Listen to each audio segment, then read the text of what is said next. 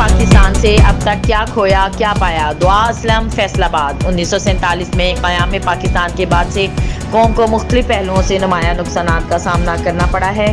ان نقصانات نے ملک کی سماجی، سیاسی اور اقتصادی ترقی پر گہرا اثر ڈالا ہے۔ سب سے زیادہ قابل ذکر نقصان جمہوریت اور قانون کی حکمرانی کا ٹوٹنا ہے۔ پاکستان کے ابتدائی سال فوجی بغاوتوں اور آمرانہ حکومتوں کی وجہ سے متاثر ہوئے، جس کے نتیجے میں ایک کمزور جمہوری نظام اور ایک نازک سیاسی منظرنامے کی صورت میں نکلے۔ فوج کی طرف سے سویلین حکومتوں کی مسلسل مداخلت سیاسی استحکام کی کمی اور جمہوری اداروں میں عدم اعتماد کے کلچر کا باعث بنی۔ ایک اور اہم نقصان سماجی اور معاشی عدم مساوات کو مناسب طریقے سے حل کرنے میں ناکامی ہے۔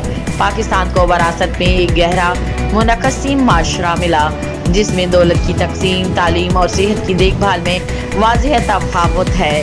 یہ عدم مساوات برقرار رہے سماجی ناانصافی کو دوام بخشتی ہے اور پسماندہ کمیونٹیز کے لیے مواقع کو محدود کرتی ہیں۔ ان خلیجوں کو پر کرنے میں ناکامی نے سماجی ترقی کو روکا ہے، جس سے پسماندگی اور مایوسی پھیلی ہے۔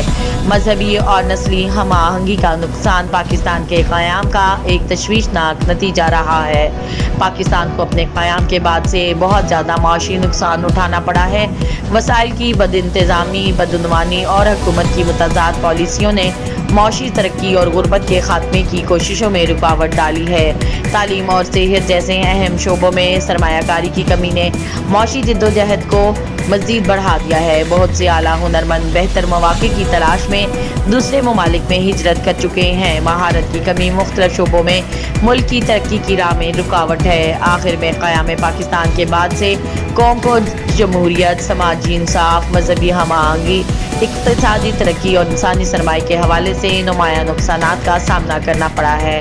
ان نقصانات پر قابو پانا اور بنیادی چیلنجز سے نمٹنا پاکستان کے لیے اپنی صلاحیتوں کا ادراک کرنے اور ایک خوشحال اور جامع مستقبل کی جانب ایک راستہ طے کرنے کے لیے بہت ضروری ہے۔